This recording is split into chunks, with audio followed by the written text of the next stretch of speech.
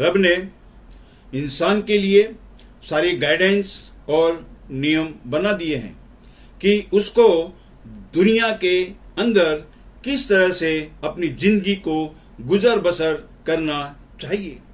लेकिन ज्यादातर इंसान रब के बनाए हुए नियमों को अपनी उद्दंडता, लालच और स्वार्थ के कारण नहीं मानते, क्योंकि अगर ऐसा होता तो हमारे समाज को और देश को पुलिस और सरकारी नियमों की जरूरत नहीं होती। यहाँ पर मैं कुछ उदाहरण देना चाहता हूँ कि एक बार मुंबई पुलिस 3 दिनों के लिए हड़ताल पर चली गई थी। उन 3 दिनों के भीतर मुंबई में त्राही त्राही मच गई थी। लूटपाट, हत्या, बलात्कार जैसे सैकड़ों संगीन जुर्म उस वक्त हुए। सरकार को उनकी मांगे मानकर हड़ताल को खत्म करवाना पड़ा और जब पुलिस अपनी ड्यूटी पर वापस लौटी तब जाकर मुंबई में शांति बहाल हुई। यह इस बात की जीती जागती मिसाल है कि अगर सरकारी नियम और पुलिस का डंडा ना हो तो ज्यादातर इंसानों को वहसी बनने में देर नहीं लगती। दिल्ली में भी श्रीमती इंदिरा गांधी जी की हत्या के बाद पूरे शहर में कई दिनों तक त्राही त्राही मच गई थी। राजनीतिक कारणों की वजह से पुलिस कहीं भी नजर नहीं आ रही थी।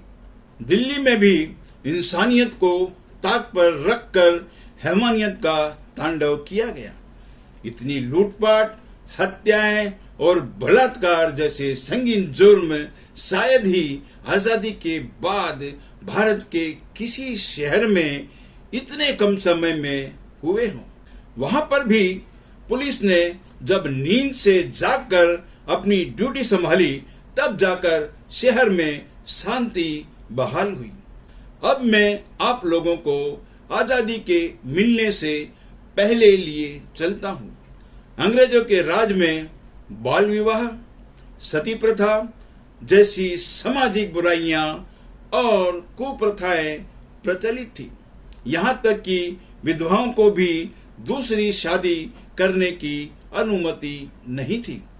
यह हैवानियत की चरम सीमा थी कि एक जिंदा औरत को लकड़ियों के ढेर पर बिठाकर आग के हवाले कर दिया जाता था और इसे बकायदा एक इवेंट के रूप में प्रायोजित किया जाता था। अब मैं आप लोगों को आजादी के मिलने से पहले लिए चलता हूँ। अंग्रेजों के राज में बाल विवाह और सती प्रथा जैसी कुप्रथाएं और सामाजिक बुराइयां प्रचलित थी। यहाँ तक कि विधवाओं को भी दूसरा विवाह करने की अनुमति नहीं थी। यह हैवानियत की चरम सीमा थी कि एक जिंदा औरत को लकड़ियों के ढेर पर बिठाकर और आग के हवाले कर दिया जाता था और इसे बकायदा एक इवेंट के रूप में प्रायोजित किया जाता था।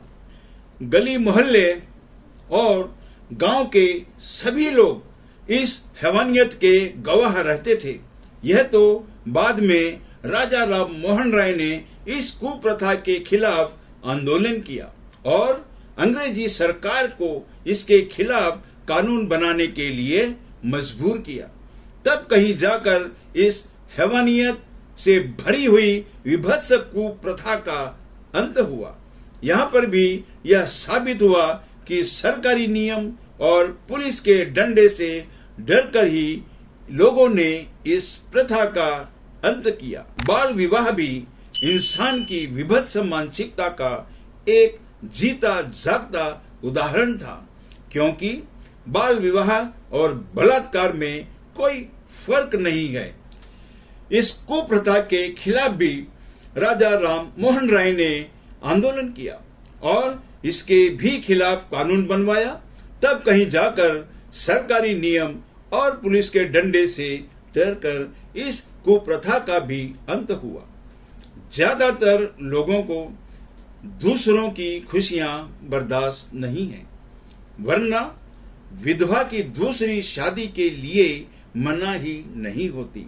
यह सामाजिक कुप्रथा भी इंसान के जुल्म की इंतहा थी, क्योंकि विधवा भी एक जीती जागती इंसान थी और उसको भी अपनी खुशियों और अरमानों से जीने का हक था, जो कि उससे छीन लिया गया। जुल्म की इंतहा तो तब होती थी जब उसके सिर का मुंडन करके अलग कमरे में रहकर और सादा भोजन करने के लिए मजबूर किया जाता था। उसे ना तो किसी फंक्शन को अटेंड करने की अनुमति थी और ना ही खुश रहने की। एक जीती जागती इंसान को पत्थर की तरह मूर्ति बनने पर मजबूर कर दिया जाता था। इस कुप्रथा के खिलाफ ईश्वर चंद विद्यासागर ने आंदोलन करके और सरकारी नियम बनवाया। तब कहीं जाकर सरकारी नियम और पुलिस के डंडे से डरकर इस सामाजिक कुप्रथा का भी अंत हुआ। और आप लोग यह न समझें कि इंसान सुधर गया है और भविष्य में ऐसी घटनाएं और कुप्रथाएं नहीं होंगी। आज भी अगर सरकारी नियम और पुलिस का डंडे को हटा दिया जाए तो यह सब कुछ दोबारा भी हो सकता है। उदाहरण तो बहुत हैं, लेकिन इन्हीं से आप लोग इंसान की मानसिकता को समझ लीजिए। कोई भी माता पिता अपनी खुद की औलाद के लिए अच्छा ही ख्याल करते हैं, लेकिन यह भी सच है कि यहाँ पर जो मैंने उदाहरण दिए हैं उन सब को अंजाम देने के लिए इसी दुनिया के लोग होते हैं। वे आसमानों से नहीं उतरते। इंसान के पास दो ऑप्शंस होती है बुराइयों से बचने के लिए। पहली तो यह है कि वह अपने रब के डर से उसके बताए हुए नियम और गाइडेंस को मानकर उसको फॉलो करे, और या फिर सरकारी नियमों और पुलिस के डंडे से डरकर बुराइयों से दूर रहे। इंसान के मरने के बाद जब उसका सामना अपने रब से होगा, उस वक्त रब उस इंसान से खुश होगा जिसने उससे डरकर बुराइयों से परहेज किया। दूसरी ऑप्शन को फॉलो करने वालों की उस दिन कोई सुनवाई नहीं होगी। वे खसारे में रहेंगे और उन पर लानत भेजी जाएगी।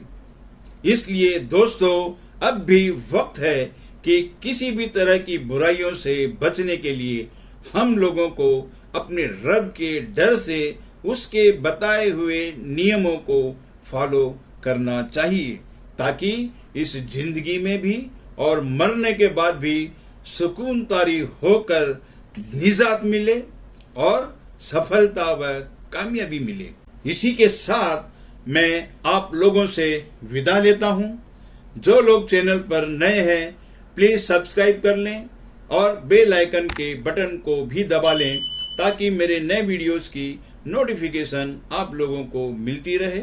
अगर किसी को मेरा ये वीडियो पसंद आया है तो प्लीज इसे लाइक, कमेंट और शेयर करें। जय हिंद।